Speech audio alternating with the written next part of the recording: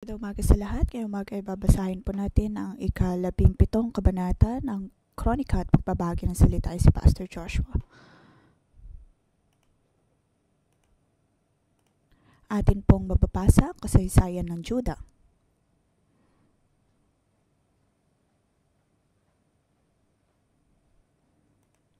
Ang nag-iisang kaharian ay nahati sa dalawang bahagi. At sa tibok na bahagi ng kaharian ay ang Juda.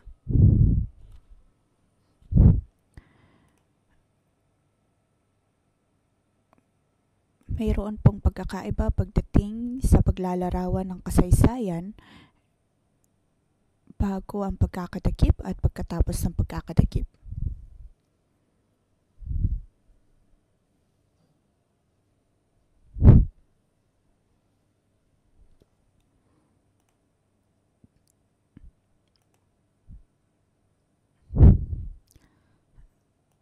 Sa libro ng mga hari, si Jehoshaphat, hindi po siya ang punong o pangunahing tauhan.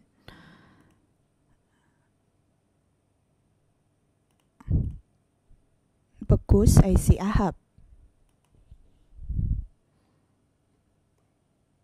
Pagkatapos ngayon, makikita natin na si Jehoshaphat at si Ahab ay nagkaroon po ng alyansa.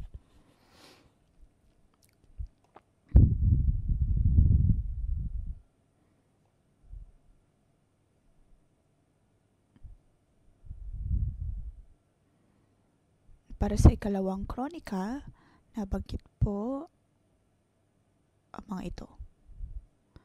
Sa una at ikalawang libro ng mga hari, si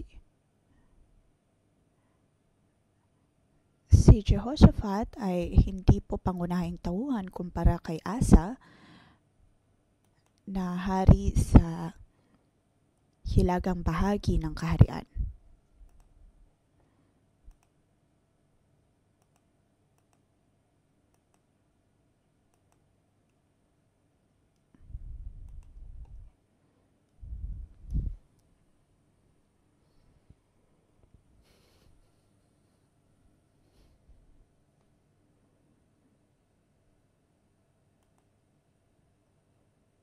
Kung hindi dahil sa proteksyon ng Diyos ay namatay na sana si Jehoshaphat sa digmaan, yun po ang nabanggit sa una at ikalawang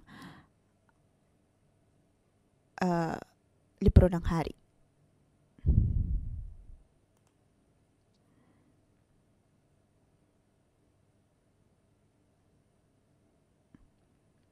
Siya ay nagkaroon ng alyansa sa anak ni Ahab pagkatapos ay namatay.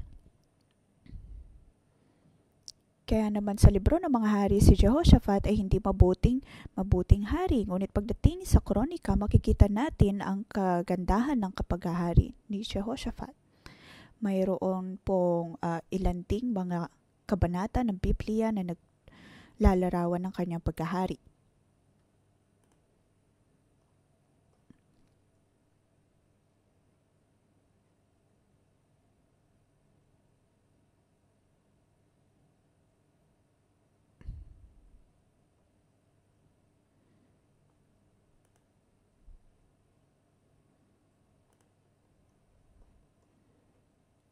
Alam po natin na ang mga sumusunod na kabanata ay hindi po naging maganda pagdating sa paghahari ni Jehoshaphat. Ngunit sa 4 na kabanatang ito, para bang siya ay napakabuting hari.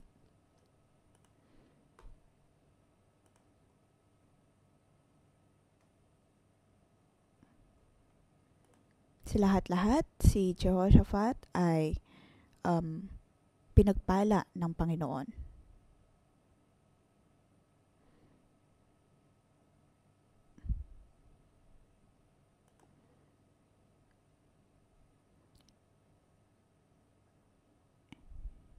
Isang bagay na nais sabihin ng manunulat, ang tao ay mahina.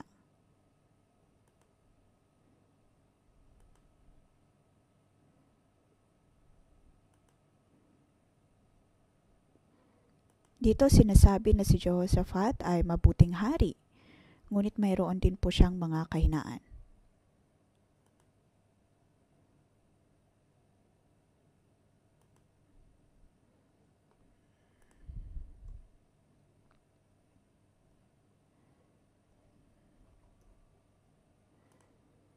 Ang Diyos ay kanila pa rin kasama kahit na sila ay naging masama.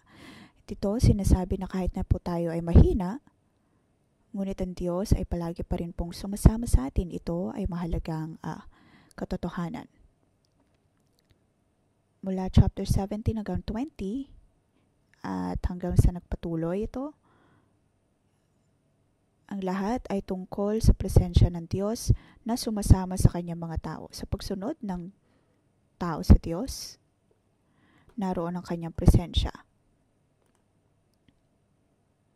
Ito ay naisulat upang mabigyang kalakasan ang mga tao, lalo na sa kanilang muling pagtatayo ng templo ng Diyos at pagtatayo ng mga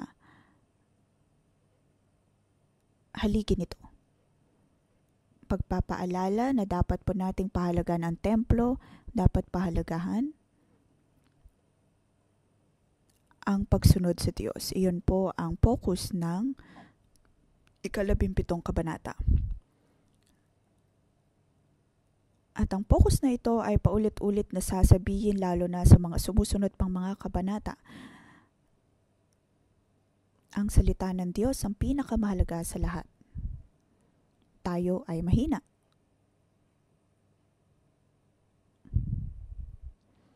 Pagkatapos ng kabanatang ito, makikita po natin ang iba't iba pang mga pangyayari kung saan nagpapakita ng kahinaan ng mga hari. Ngunit sa kabilang banda nito ay makikita ang pagpapala ng Diyos. Sabi sa verse 3, pinatuyabayan si Jehoshaphat ni Yahweh sapagkat tinularan niyang mabubuting pamumuhay ng kanyang ama noong una. Ito ang pinakamahalagang bahagi ng kabanatang ito. Oo, si Jehoshaphat ay may sariling issue, may problema. Ang kanyang pananampalataya ay hindi kumpleto. Meron din siyang mga kahinaan.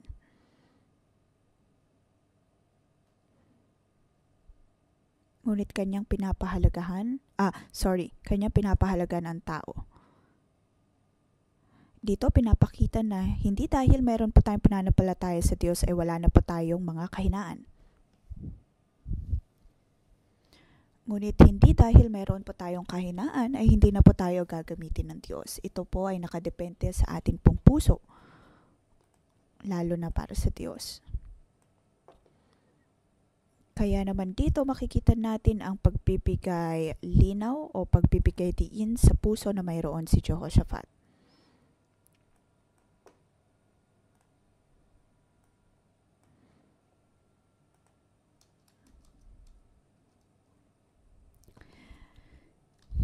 Si Jehoshaphat ay mayroong problema sa pagsasabi ng hindi sa mga tao, katulad ni Pastor Deborah.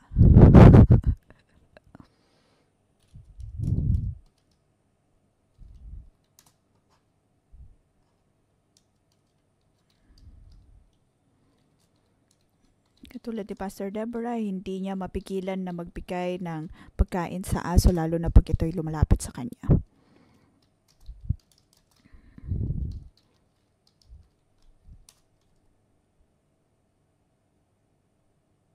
Yun ang kahinaan ni Deborah, ngunit ginagamit pa rin siya ng Diyos.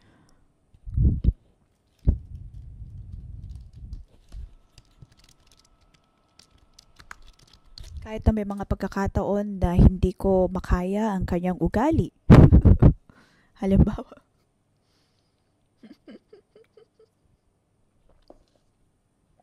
Halimbawa, ang aking aso ay laging lumalapit sa kanya, hindi ko mahanap ang aking aso. Ang aking aso ay laging nasa kanya. Kapag alam ko nang wala sa piling ko, wala sa tabi ko ang aso ko at nandun si Pastor Deborah, alam ko nang pinapakain niya yon ng lihim.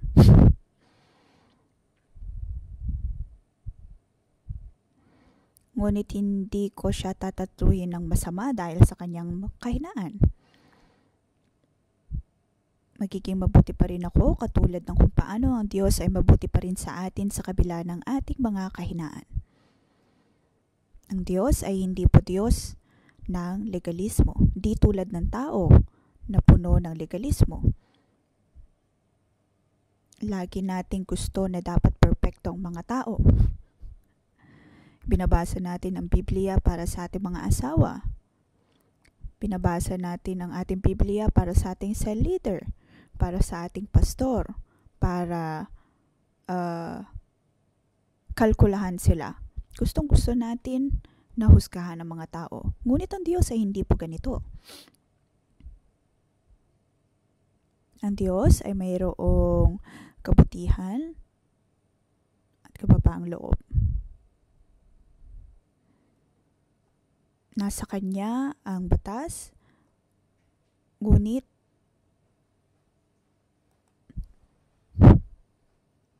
mayroon pa rin siyang kabutihan.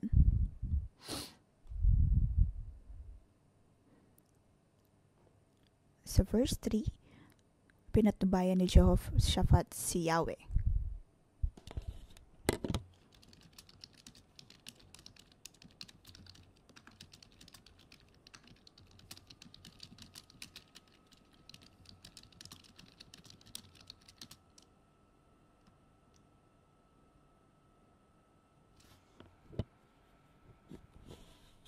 Ang verse 3 at 4 ay napakahalaga.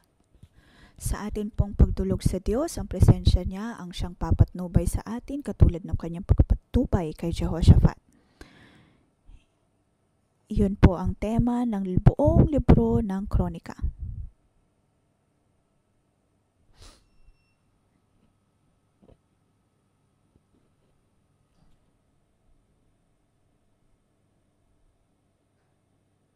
Ngayon, nais ko pong hatiin sa 3 talata ang kabanatang ito. Verse 1 to verse 6 ang unang talata.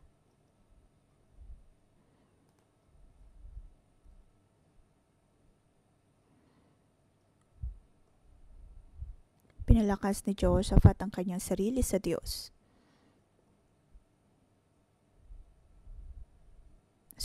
Verse 1, ang humalili kay Asa bilang hari ay ang anak niyang si Jehoshaphat at pinalakas nito ang kanyang pag-aari laban sa Israel. Makikita po natin ang kahinaan ni Jehoshaphat.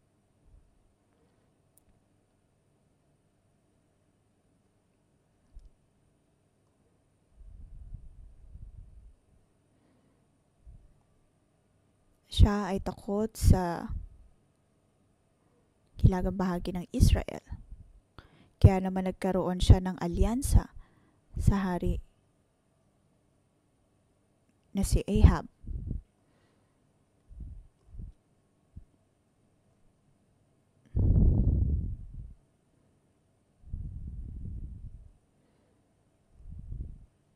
Dahil sa takot na mayroon siya, naging dahilan po yun ng kanyang kahinaan.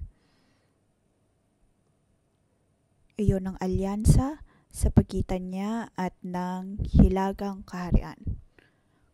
Dahil siya ay takot na takot sa kaharian na nandoon.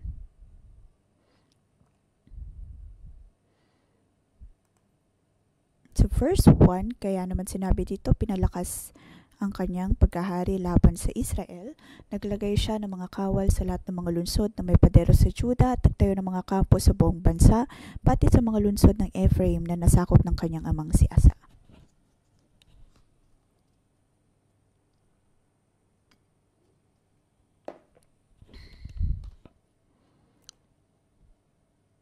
Nang matanggap niya ang kanyang trono o pagkahari mula sa kanyang ama, ano ang unang kanyang ginawa? Iyon ay ang pinalakas ang kanyang sarili laban sa Israel.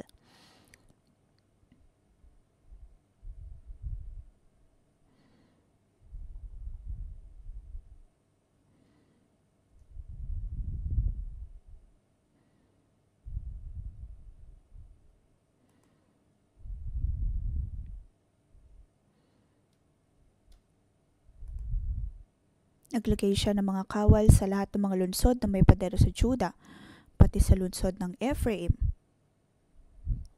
Naglagay siya ng mga kawal doon. Iyon po si Jehoshaphat.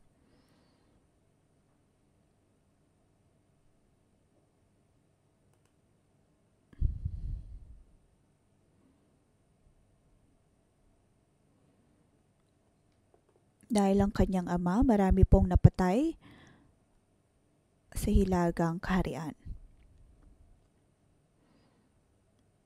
Kaya nang si Jehoshaphat ay nagsimulang maghari, napakaraming takot ang bumabalot sa kanya. Ngunit nasaan ang Diyos sa mga panahon na iyon? Ang unang bagay na kanyang ginawa ay hindi magtiwala sa Diyos. Nang una niyang natanggap ang kanyang paghahari, hindi niya pinili na magtiwala sa Diyos, bagkus ay nagtalaga ng mga kawal sa paligid ng kanyang kaharian.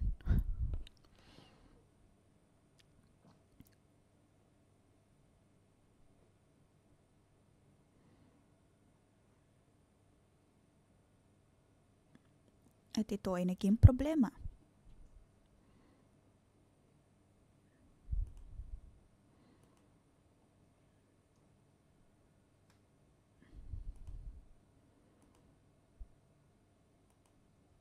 Para bang siya ay takot sa kaharian ng Israel.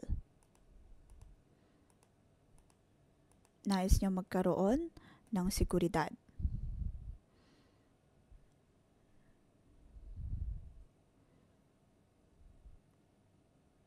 Ngunit dito makikita natin na hindi siya hinusgahan ng Diyos. Dahil ang Diyos ay tinatanggap niya po maging ang ating mga kahinaan.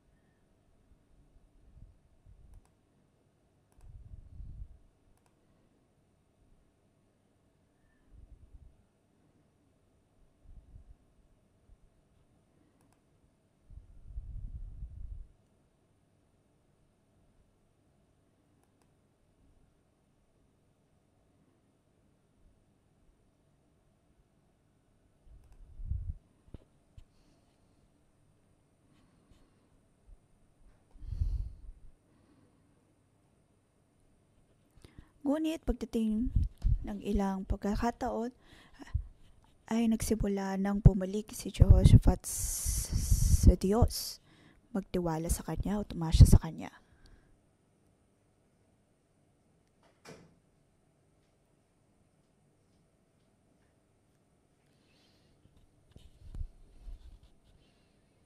Ang Diyos ay kasama ng hari. Kaya naman para sa tao, hanggat ang Diyos o kaya hanggat ang tao ay patuloy na dumudulog sa Diyos, ang kanyang pagsama o kanyang patnubay ay sasama sa kanila.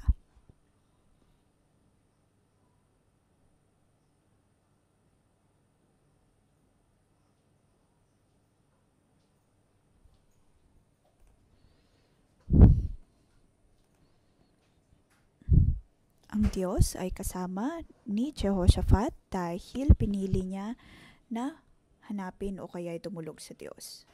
Tingnan po natin ang verse 5 at 6. Ito po ay parallel sa verse 3 at 4.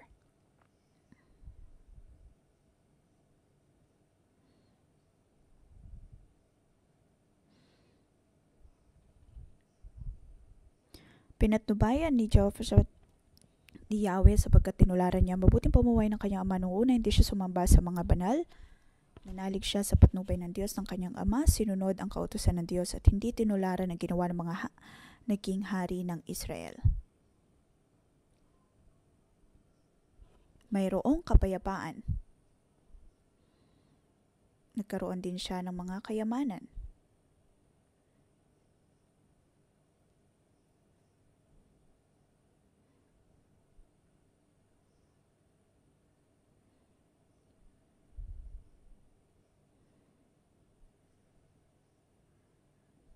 Verse 6. Pinaliwanag po dito, masigla siyang naglingkod kay Yahweh, inalis niya sa buong Juda ang mga bahay-sambayan ng mga pagano at ang mga rebulto ni Asherah. Masigla ang kanyang puso na maglingkod sa Diyos.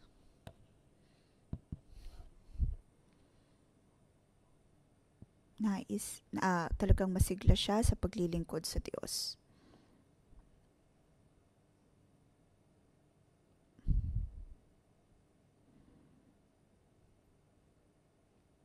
Pagkatapos ay gusto niyang gawin o kaya ang kalooban niya ay ang gawin ang kalooban ng Diyos. Nais niyang malaman kung paano kumikilos ang Diyos.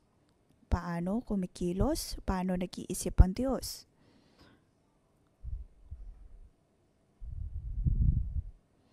Nais niyang maging mabuting hari.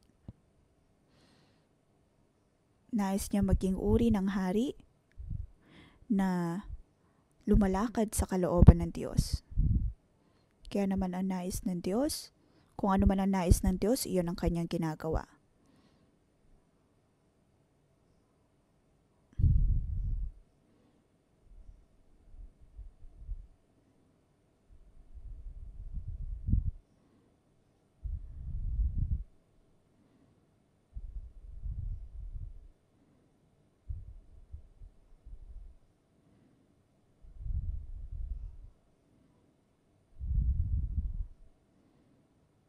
At marami sa mga bahay-sambahayan na ito, kung tutuusin, ay itinayo ng kanyang lola.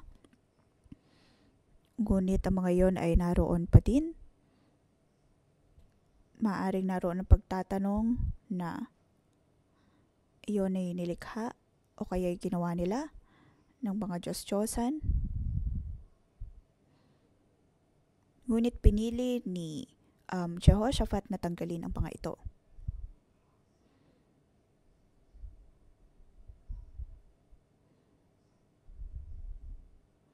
Ang mga tao ay nabubuhay sa takot.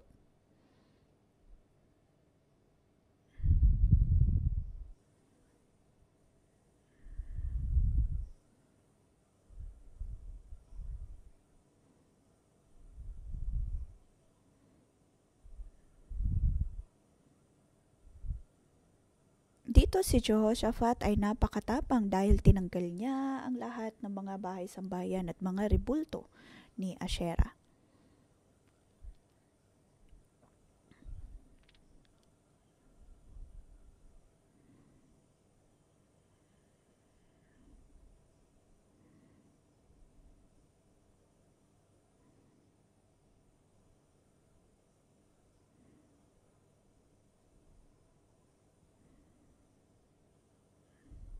Ito ang simula ng kanyang pagtatrabaho, kaya tila ba paglilingkod sa Diyos. Noong una ay takot siya sa kaharian na nasa hilaga. Ngunit sa parehong panahon din na iyon ay humingi siya ng patnubay ng Diyos.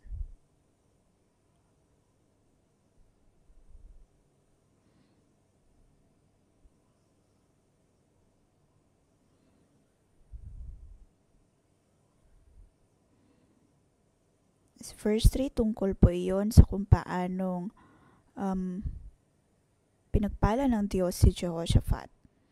Verse 4 ay kung paano humingi siya ng patnubay mula sa Diyos. Verse 5, kung paano siya itinatag ng Diyos, paano itinatag ng Diyos ang kanyang kaharian. At kalaunan sa verse 5,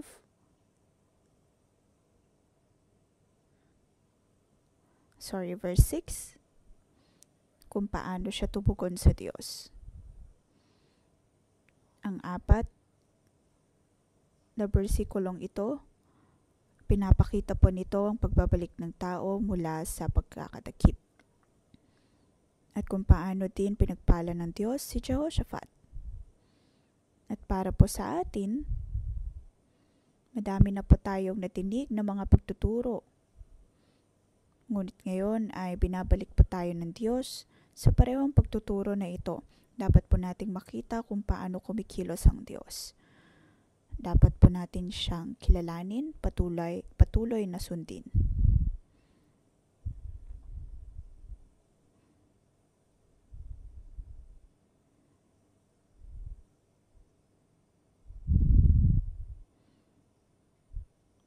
Katulad ni Jehoshaphat, naway lumakad tayo sa kalooban ng Diyos. At kanyang ibibigay ang bawat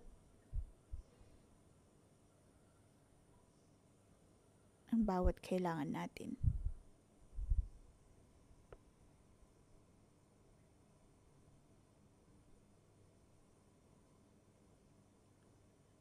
Hanggat mayroon siyang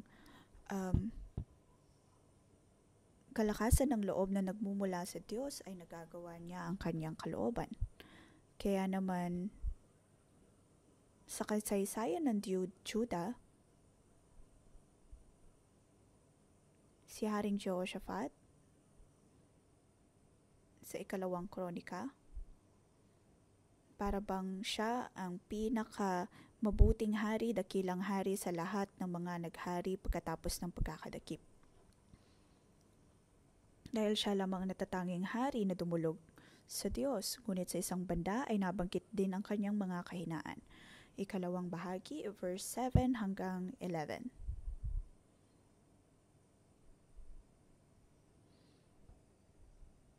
Nang 3 taon ng kanyang paghahari, inutusan niya ang kanyang mga opisyal. Si Ben-Hail, Obadiah, Zacarias, Netanel at Micaias.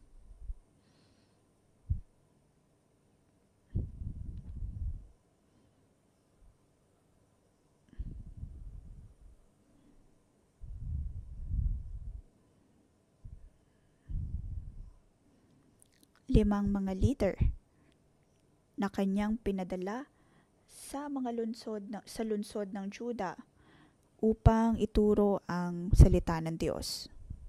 Pagkatapos nagpadala din siya ng mga Levita, si Semaias, Netanias, Zebadias, Asahel, Semiramot, Jehonatan, Adonijah, Tobias, Tobadonijah at mga paring Elisama at Jehoram.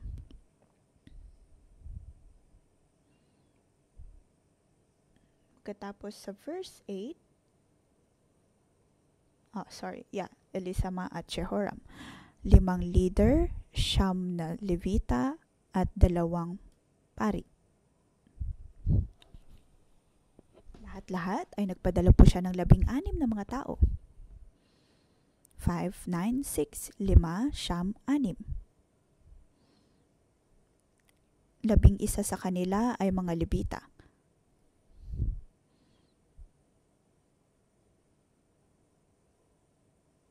Sila ay nagtungo sa iba't ibang lungsod ng Juda. Sabi sa verse 9, nagturo sila sa mga lungsod sa buong Juda na dala ang aklat ng kautusan ni Yahweh.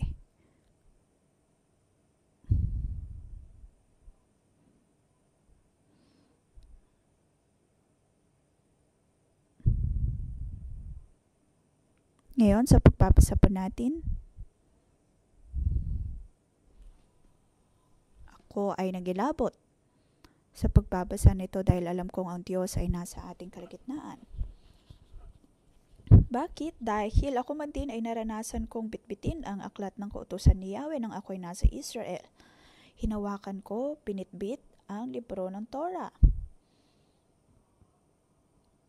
Parang dito sa verse 9, ang nabanggit po dito, kung tutuusin ang nababanggit na Torah ay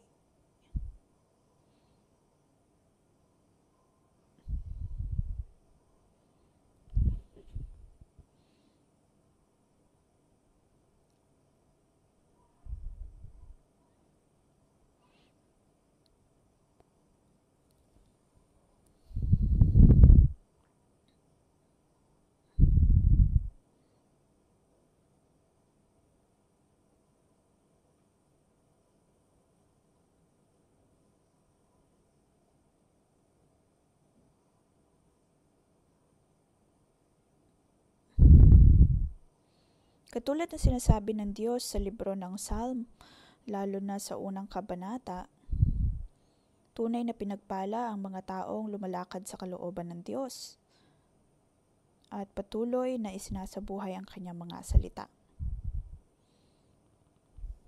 Sa Chinese version ng Biblia, pinagpala ay hindi po nakalagay sa unang bahagi ng bawat salita, di tulad sa Ingles na nabanggit ang blessed. Sino ang tunay na pinagpala?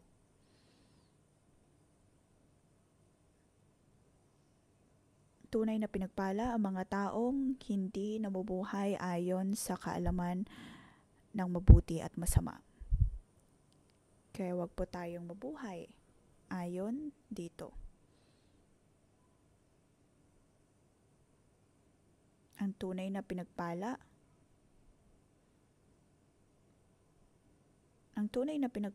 ay ang mga taong nabubuhay ayon sa puno ng buhay, ayon sa salita ng Diyos.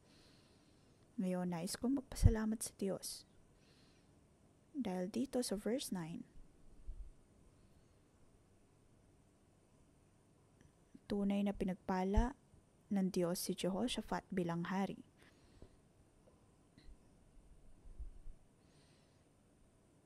Sa unang mga bahagi ng kabanatang ito, makikita natin ang kahinaan ni Jehoshaphat. Ngunit, sa higit nating pagbabasa ay unti-unti niyang pinakita ang kanyang pagsunod sa Diyos. Kaya naman siya ay tunay pinagpala, ang kanyang paghahari ay pinagpala. Verse 3 at 5 ay tungkol sa kung paano pinagpala ng Diyos ang kanyang buhay.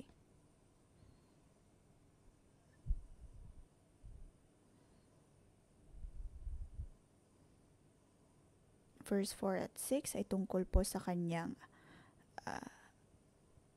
kung paano niya hinaharap ang Diyos.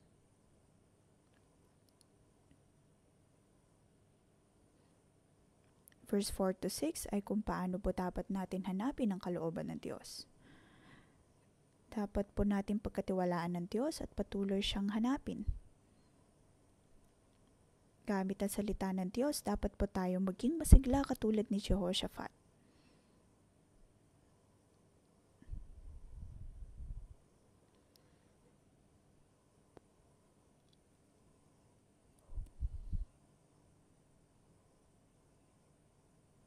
Unang bagay na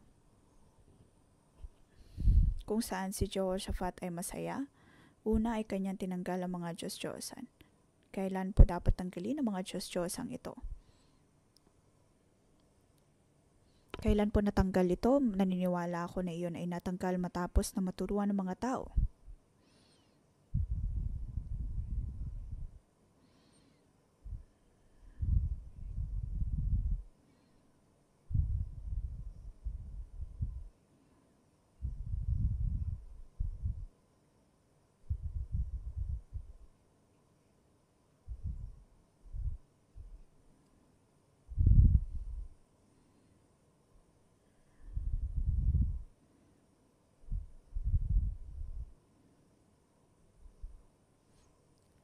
Naniniwala ako na nalaman nila ang salita ng Diyos, katotohanan ng salita ng Diyos, pagkatapos ay tinanggal ang mga Diyos-Diyosan.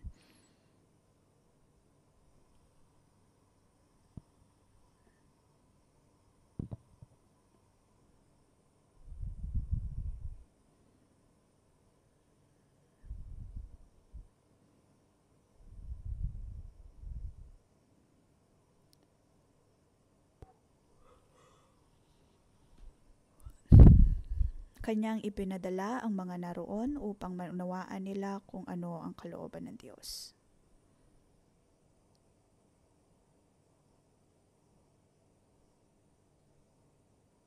Ito po ay napakahalaga. Pagkatapos nito, makikita natin ang pagpapala ng Diyos.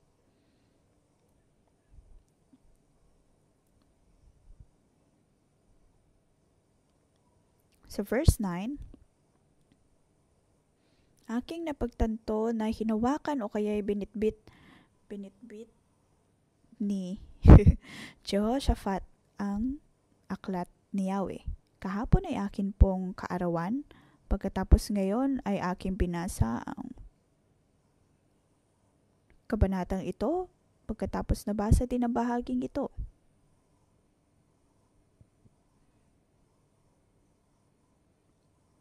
Tapos ilang linggo lamang nang nabanggit ko ang aking paghawak ng aklat ni Yahweh. Talagang pinili tayo ng Diyos upang maging puno ng buhay. At pinili ako ng Diyos upang makita ang pangitain na ito ng puno ng buhay. Sa nakaraang mga taon ay ipinakita ng Diyos ang iba't ibang mga katotohanan tungkol sa pangitain na ito. Pagkatapos ngayon ay binabasa po natin ang libro ng Ephesians. Dati ay hindi po naunawaan ng mga tao ang tungkol po rito. Tinuro ko din ito sa iba't ibang mga pastor ng mga branch church, ngunit hindi po ito naunawaan ng mabuti. Pinapakinggan nila ito, ngunit hindi nila maunawaan. Ngunit ngayon, ramdam ko na unti-unti na po itong nauunawaan ng mga tao at talagang kanilang naisa sa puso. Kamakailan lamang ay nabanggit ko ang tungkol po sa libro ng Ephesians at nagtanong ako kung naunawaan ba ito ng lahat. Ngayon, tinatanong ko din ito at purihin ang Diyos dahil marami pa rin sa inyong nakakaunawa nito. Hindi madali na ituro ang libro ng Ephesians. Dahil madalas ay hindi natin maunawaan kung ano ang gustong sabihin ni Pablo.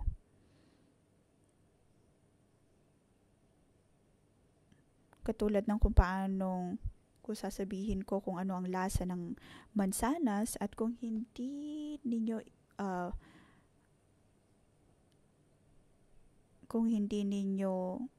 kakainin ng parehong mansanas na mayroon ako, hindi nyo maunawaan ang aking sinasabi.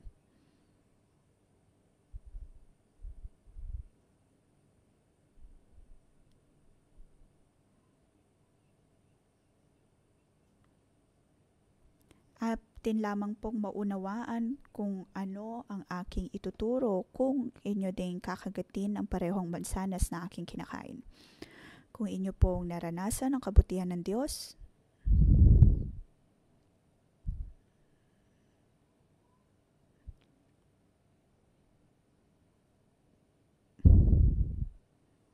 inyong makikita ang kalooban ng Diyos.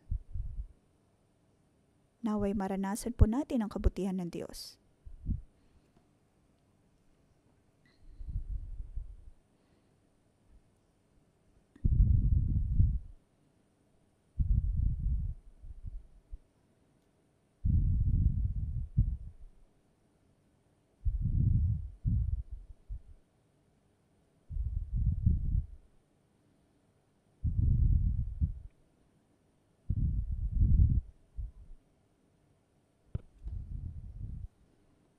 Katulad ni Kristo,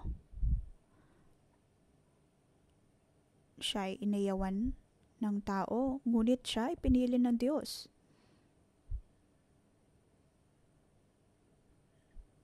At katulad ni Kristo, kung pipiliin natin na tanggapin ang kanyang salita, ang kanyang kabutihan, manatili doon, tayo din ay kanyang tatawagin. Halimbawa, tayo po ay inaatake ng iba't ibang mga pag-atake, tayo po ay nakaranas ng iba't ibang mga pagsubok. Sa spiritual man, sa physical, gumagawa pa rin po tayo ng mga spiritual na sakripisyo, handog para sa Diyos, katulad ng golden lampstand.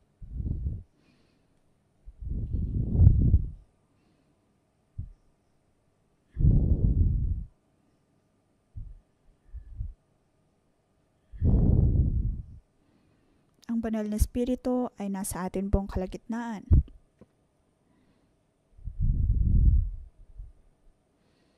Dati sa pagbabasa po natin ng 1 Peter 2 verse 9, hindi po natin ito maunawaan, ngunit nang maituro po ulit ito noong linggo, pagkatapos ako ay nagdagdag ng ilang mga konsepto, aking napagtanto na akin nang naranasan ang kabutihan ng Diyos. Tunay na ang Diyos ay ang puno ng buhay. At ramdam ko iyon, tanggap ko iyon. Naunawaan ko kung bakit si Pablo ay nagsalita ng ganoon sa libro ng Efeso. Kung anong ibig sabihin ng pagkakapili, ng mana, kung paano tayo magbibigay ng kalwalhatian sa Diyos, kung paano mapapangyari ng kalwalhatian ng Diyos ay makikita ng iba, kung paano siya kikilos sa ating mga buhay, at kung paano nga ba ang tunay na pagkakatawag ayon sa biyaya ng Diyos. Ngunit kung hindi po natin maunawaan kung paano ito, ano ibig sabihin ng tunay na pagkilala sa Diyos? Tunay na pagkilala sa Diyos sa ano?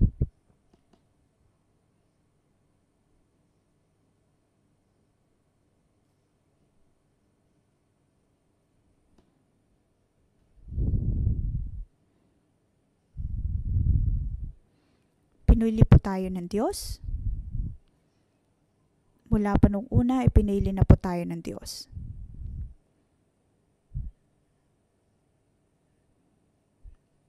Lahat ng ito ay punong-puno.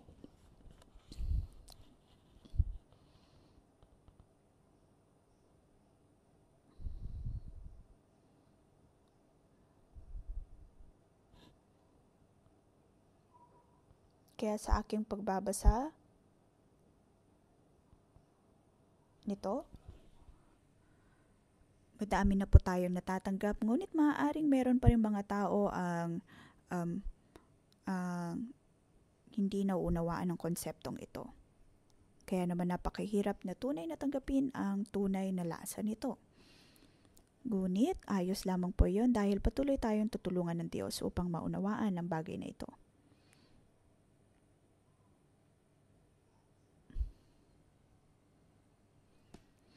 Nang igawad ng Diyos ang pangitain tungkol sa puno ng buhay, pagkatapos ako ay biniyayaan ng Diyos ng pagkakataon na tanggapin ang kanyang aklat, hawakan ang aklat ni Yahweh. Talagang ramdam ko ang banal na spirito.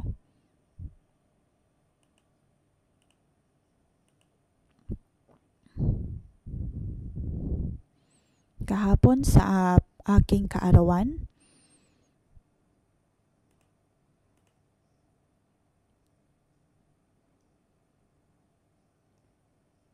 17 verse 9, naroon ang tungkol sa puno ng buhay.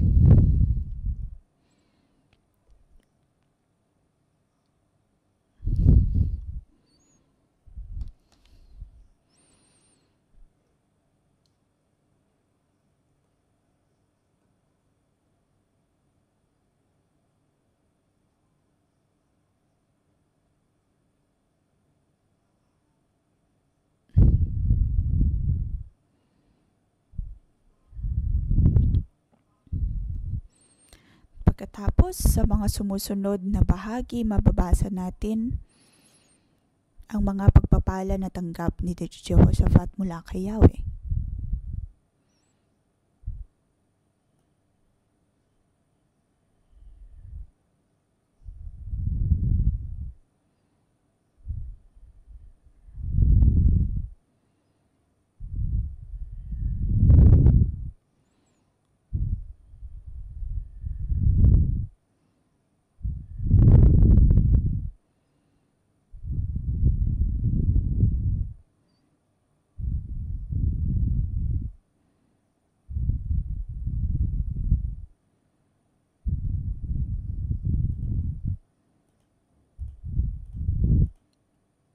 Makikita po natin ang pagpapala. Unang pagpapala na natanggap niya, ang mga kaharian sa palibot ng Juda ay pinagharian ng takot kay Yahweh, kaya't hindi nila dinigma si Jehoshaphat. Nagkaroon muli sila ng kapayapaan.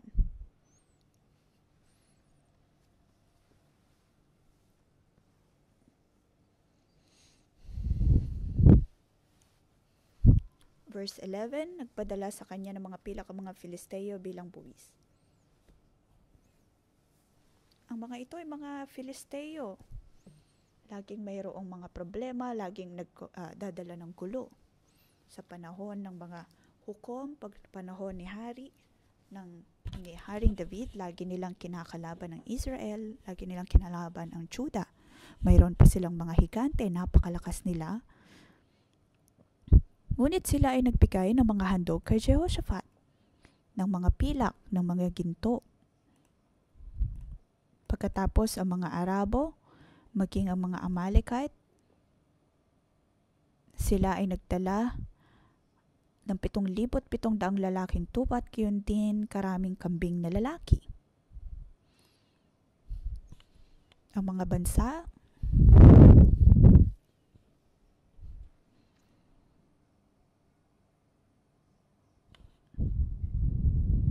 sila ay nagdala ng mga kaloob.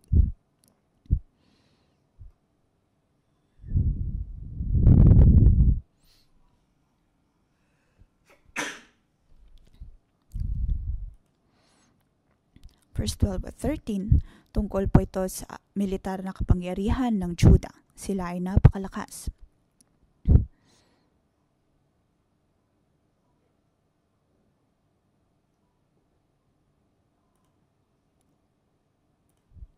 Verse 12, lalong naging makapangyarihan si Jehoshaphat, pinadala niya ang mga lungsod sa Juda at nagpatayo ng mga lungsod imbakan.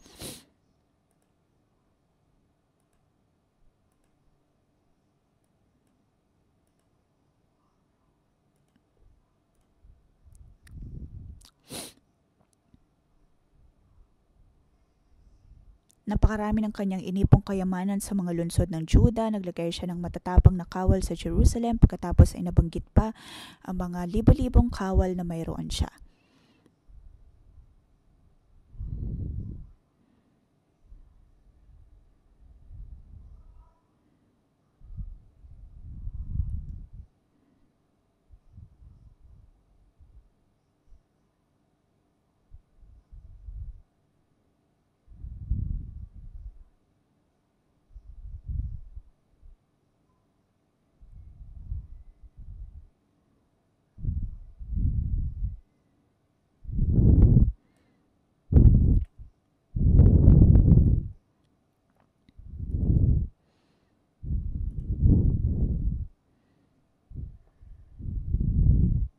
Dito ay hinayaan ni Jehoshaphat na gamitin siya ng Diyos.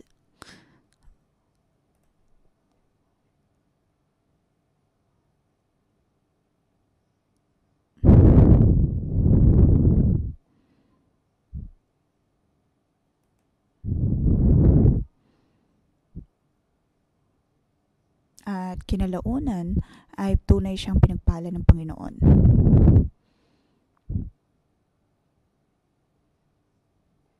Kung patuloy po natin gagamitin ang ating buhay upang mapagpala o kaya ay maluwalhati ang Diyos, tayo din po ay kanyang pagpapalain.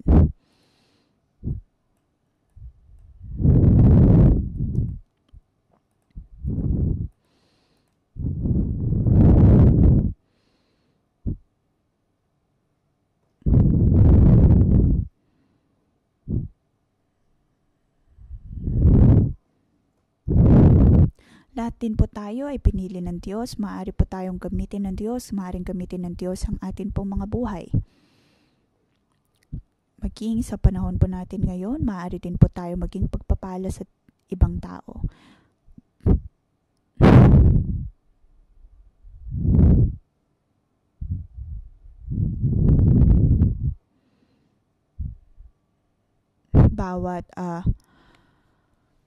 Bawat linggo, tayo po ay nagpapasalamat sa Diyos dahil sa kanyang kabutihan. Napakaraming mga nangyayari, ngunit naroon ang kabutihan ng Diyos. Tunay na nakakatuwa at tunay na nakakapanabik. Kaya naman aking inaanyayahan ang bawat isa sa atin, patuloy po nating hanapin ang Diyos, patuloy po tayong dumulog sa Diyos at ating makikita ang kanyang patnubay, ang kanyang pagpapala. Naway pagpalain po kayong lahat.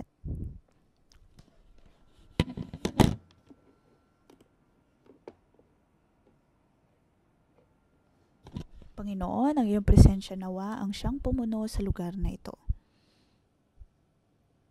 At iyong ipakita ang iyong kaluwalhatian sa amin.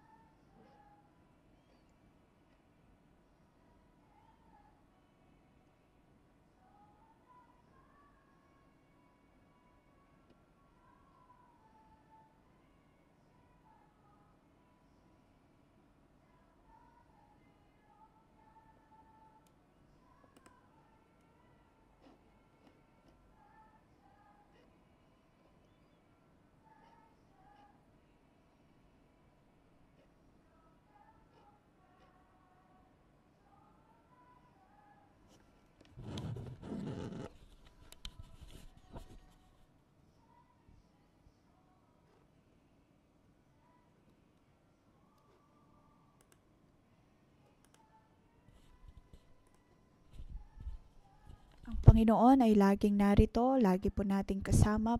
Nais namin sabihin sa Diyos, Panginoon, maraming salamat. Maraming salamat, O Diyos, sa iyong presensya sa amin pong mga buhay. Ikaw ang Diyos na siyang pumili sa amin at patuloy na sumasama sa amin. Panginoon, maraming salamat dahil ikaw ang Diyos na hindi kailanman namamaya sa amin. Hindi mo kami binipiko sa nakaraang 25 taon ng 611. Kahit na sa amin pong pagtuturo ng iyong mga salita, patuloy mo kaming sinasamahan. Kayo man ay online o nasa lugar na ito, sa aming pagtulog namin sa iyo. Patuloy mo kami sinasamahan. Panginoon, maraming salamat. Salamat o Diyos sa iyong pagtawag sa amin. Salamat o Diyos sa iyong habag at biyaya. Ngayon, tayo po ay tumulog sa Diyos. Ating pong ipanalangin ang ating pamilya, ang ating mga lugar na pinagtatrabahuan, na naway ang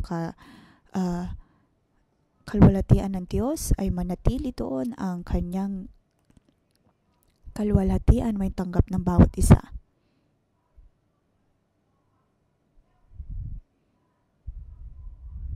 Tayo po ay manalangin. Atin pong ipanalangin na tayo ay patuloy na palakasin ng Diyos.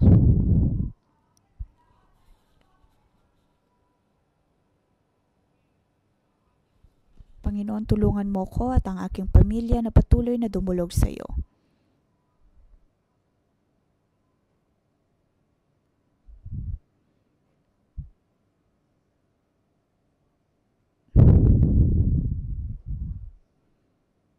Panginoon, tulungan mo kami na patuloy na dumulog sa iyo.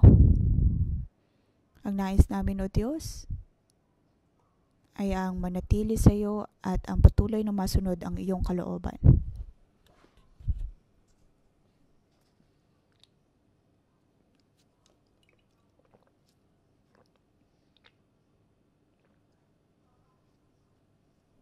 Panginoon, sa iyong mga salita, kami ay magkakaroon ng kalayaan. Kami ay mapagpapalang tunay, Panginoon.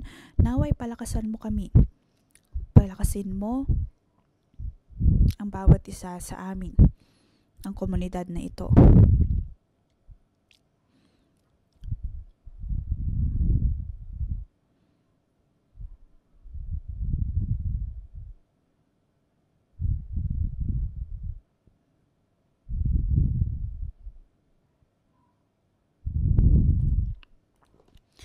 Maliban sa pagtatayo ng mga kawal o kaya sa pagpapalakas ng kanyang kaharian, mababasa natin na si Jehoshaphat hindi niya tinulad ang kanyang ama pagdating sa kanyang masamang gawa. Bagkus ay dumulog sa Diyos. Ngayon, nais kong mangusap sa bawat isa o sa sino mang nahihirapan sa mga panahon na ito.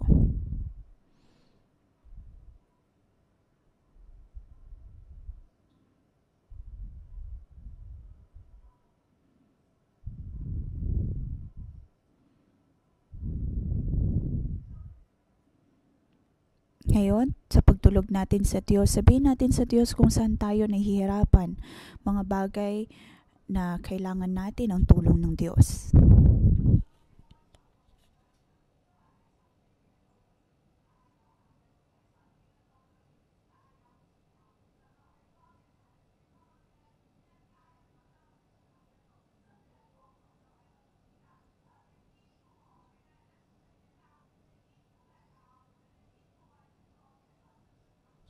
Sabihin po natin sa Diyos, Panginoon, narito ako, dumudulog sa iyo.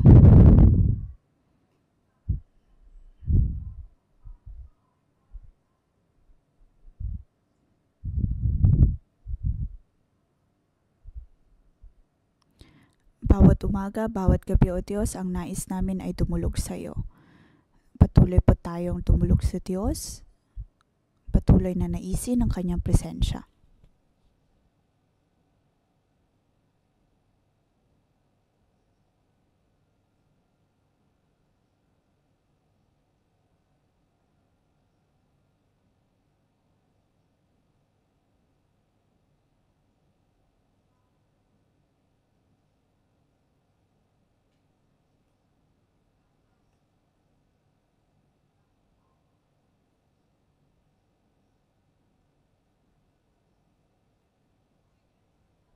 Panginoon, iyong sinabi na sa aming paglapit sa iyo, paghanap namin sa iyo, ikaw ay aming matatagpuan. Panginoon, nakikita mo ang bawat kapatiran namin na narito na nakakaranas ng mga paghihirap Ang nais lamang nila ay ang makakuha ng kalakasan mula sa iyo. Sabihin po natin sa Diyos na siya ang ating kalakasan, siya ang ating kanlungan. Panginoon, kami ay tumutulog sa iyo. Sa kanilang mga paghihirap, tulungan mo sila o Diyos na maging banal pa rin at makita na ikaw pa rin ang siyang Diyos na naghahari. Panginoon, tulungan mo kami na maranasan ka maging sa bawat anumang uri paghihirap.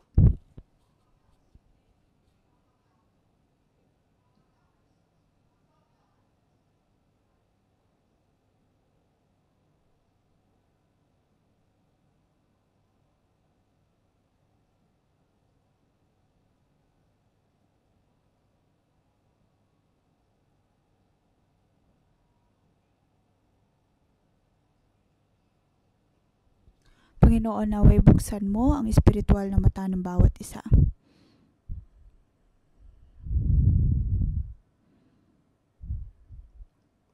Sa aming pagdulog sa iyo, O Diyos, alam namin na ang iyong kapangyarihan ang siyang patuloy na sama sa amin.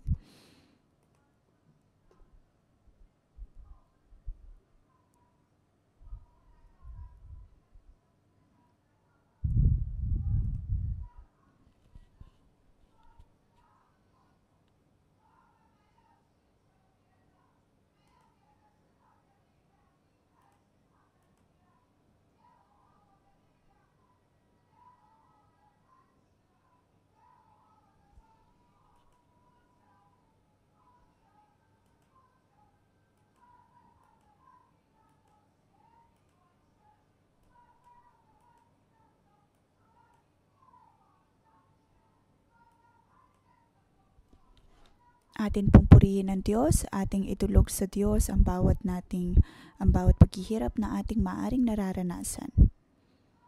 Ating ideklara na tayo makakaranas ng pagpapala mula sa Kanya.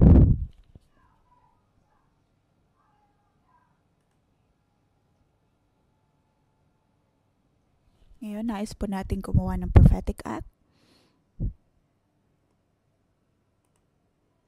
Mula verse 7 hanggang verse 9.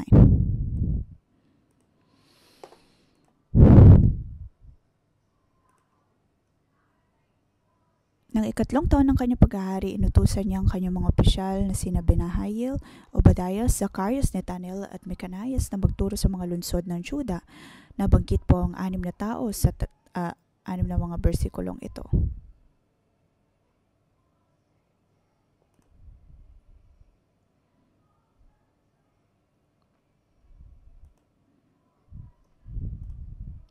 Ngayon, mayroon po tayong 5 tao sa worship team, 4 sa trumpet team, 9 people.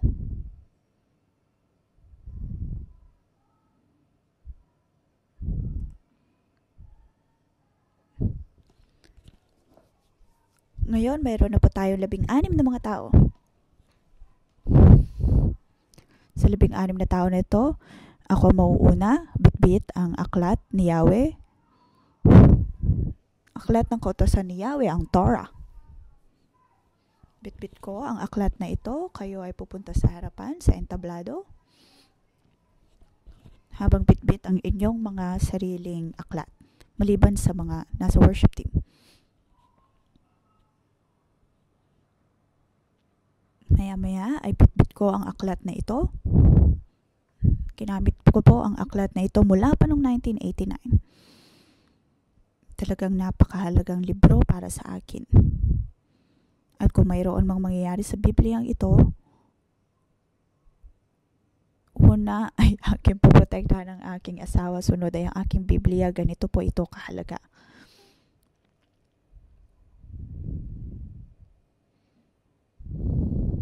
Ngayon, pangungunahan ko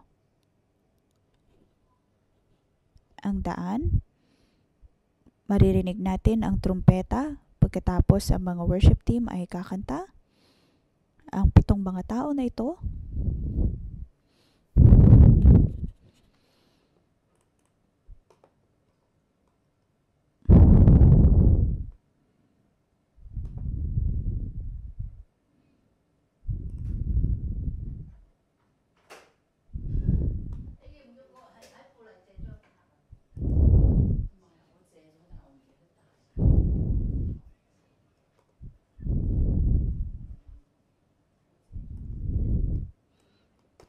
Nang ako ay nasa Israel, bitbit ko ang aklat ni Yahweh. Pagkatapos ay lumakad ako sa bawat dako ng lugar na iyon. Ngayon, gagawin ko po ito maging dito.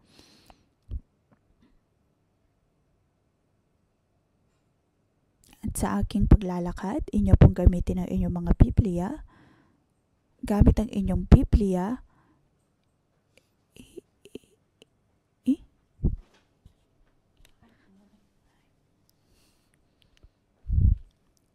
magsisimula po ako sa kanan. Pagkatapos ay papalibutan ang lugar na ito.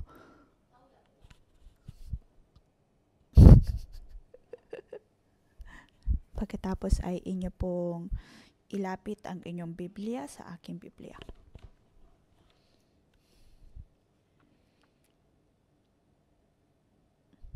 At ano ang ginawa ng mga Israelita?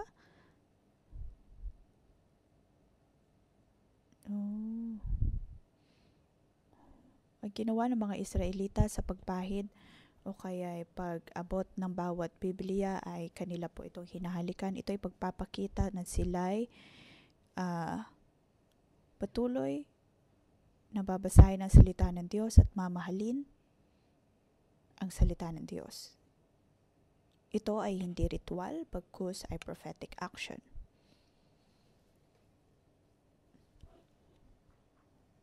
Ating sampalatayanan na ang pangitain ng puno ng buhay ay pinagkaloob ng Diyos sa atin.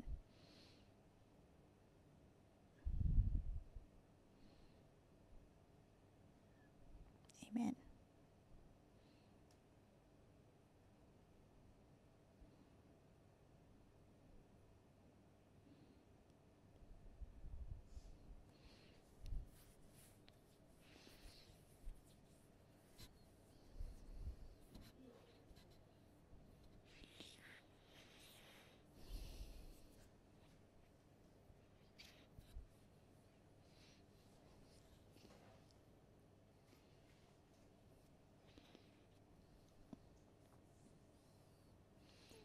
Panginoon, ayon sa pananampalataya, ay amin pong ginagawa ang bagay na ito.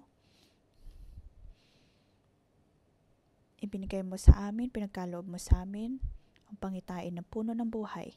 Ngayon kami ay handa na tanggapin ang buhay na ito. At kami ay buong pusong kinakain ang prutas ng puno ng buhay na ito. Sa amin pong pagdanas nito, kami, O Diyos, ay handa na maranasan ang kabutihan mo. Panginoon, pagpalain mo kami. Ibigay mo sa amin, O Diyos, ang iyong pagpapala. Ikalob mo sa amin, O Diyos, ang iyong mga pagpapala. Banal na Espiritu, naway samahan mo kami. Kami ay dumudulog sa iyo. Ayon sa pananampalataya, kami mabubuhay ayon sa katotohanan.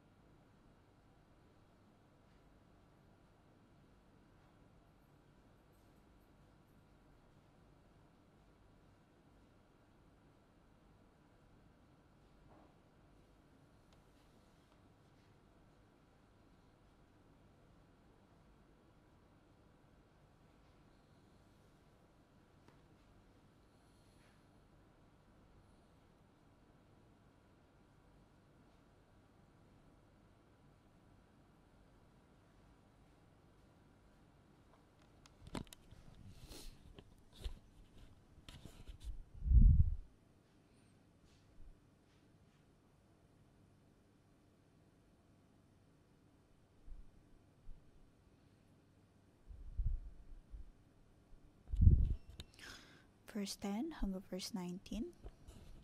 Ang mga kaharian sa palibot ng Juda ay pinagharian ng takot kay Yahweh, kaya't hindi nila dinigma si Jehoshaphat. Nagpadala sa kanya ng mga pilak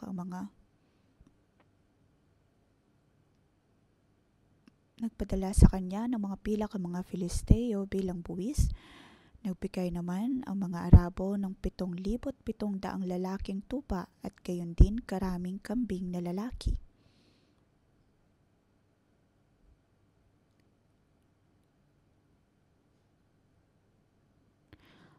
Lalong naging makapangyarihan si Jehoshaphat, pinadiran niya ang mga lungsod sa Juda at nagpatayo ng mga lungsod-imbakan. Napakarami ng kanyang inipong kayamanan sa mga lungsod ng Juda, naglagay siya ng matatapang na kawal sa Jerusalem.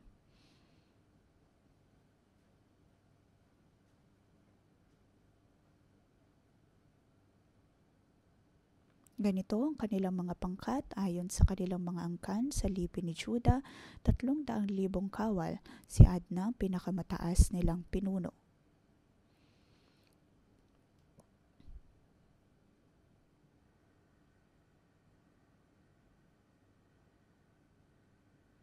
Pangalawa si Jehohanan na namahala sa pangkat na binubuo ng 280,000.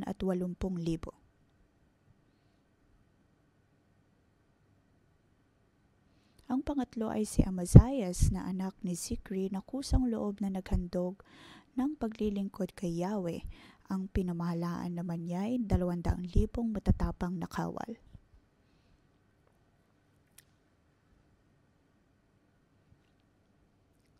Sa lipi ni Benjamin, si Eliada, isang mahusay na kawal, ang namahala sa pangkat na may 200,000 may sandatang mga pana at panangga.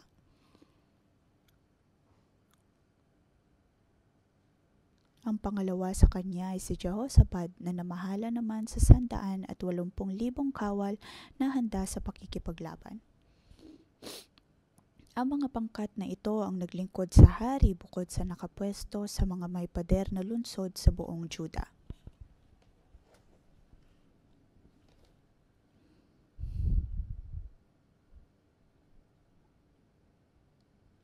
Sa ngalan ng Panginoong Hesus, aking dinedeklara na sino mang pinapahalagahan ang salita ng Diyos, ikaw ay palalakasin ni Yahweh. Ikaw ay bibigyang kapangyarihan ng Diyos. At lahat, maging ang mga kalapit na bansa kasama mo, ay hindi lalaban sa iyo. Ikaw ay magkakaroon ng maraming mga kawal. Magkakaroon ng kayamanan. Magkakaroon ng mga punong imbakan.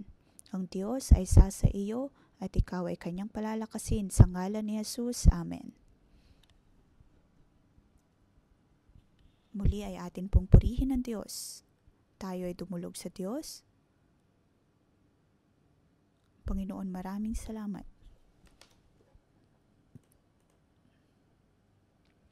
Panginoon, maraming salamat dahil narito kami na kayang dumulog sa iyo.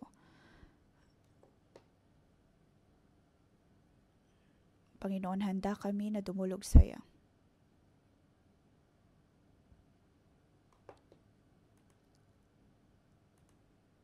Kami, O Diyos, ay magkakaroon ng sigla sa pagsunod ng iyong mga salita.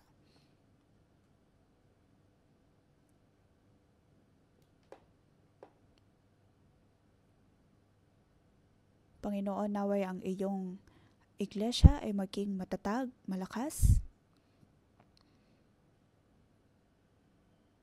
Panginoon, naway dumulog ka. Handa kami, O Diyos, na tanggapin ang puno ng buhay. Nasundin ang iyong mga salita at patuloy na aralin araw at gabi. Banal na Espiritu, naway tulungan mo kami. Sa ngalan ng Panginoong Yesus ay aking pinagpapalang bawat isa. Naway ang Banal na Espiritu ang siyang sumama sa inyo. Kayo'y magiging tulad ng puno na naitanim sa tabi ng batis. Ang Diyos, ang tunay na puno ng buhay.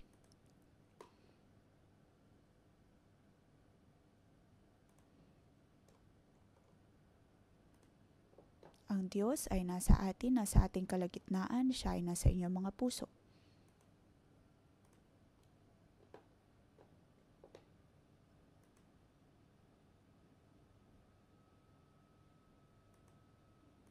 Sa ating paglago, tayo ay magiging mga puno ng buhay.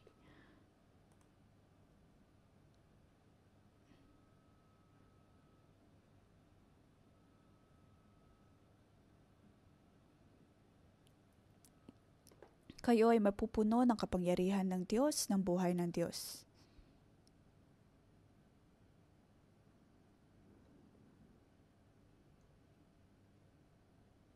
Sinasabi ng Diyos na kayo o siya ang ating puno at tayo ang kanyang katawan. Kayo ay tulay na pinagpapala ng Diyos. Pinili niya upang maging maharlikang pari at lahat ng inyong kailangan sa mundong ito, kapangyarihan, karunungan, kasaganaan at kalwalhatian, ang Diyos ang siyang magbibigay sa inyo ng lahat ng iyon sa ngalan ni Jesus. Amen. Dito po nagtatapos ang ating pangumagang debosyon. Magandang umaga.